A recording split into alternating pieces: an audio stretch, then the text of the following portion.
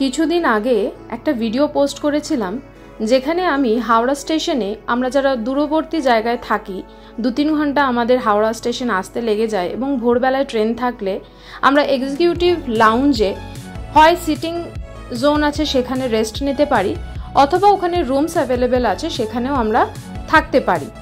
12 আওয়ার্সের জন্য রুমগুলো অ্যাভেল করা যায়। তো আমার কাছে অনেক কোয়ারি এসেছিল যে রুমগুলো কিভাবে বুকিং করতে হয়। যদিও ভিডিওতে বলা ছিল যে অনলাইন বুকিং হবে, কিন্তু আমি যেহেতু নতুন ক্রিয়েটার ফলে আমার মিস হয়ে গিয়েছিল ফোন নাম্বারটা দিতে। ভায়া ফোন আমরা এখানে বুকিং করতে পারি। আর বুকিংয়ের প্রসিডিওর হলো আপনি যেদিন যাত্রা করবেন তার ঠিক 48 ঘন্টা আগে আপনাকে বুকিংটা সেরে ফেলতে হবে। সেই বুকিং করতে হবে পার্টিকুলার নাম্বার আমি আপনাদের দিয়ে দেবো ডেসক্রিপশন বক্সে অথবা স্ক্রিনেও নাম্বার দিচ্ছি।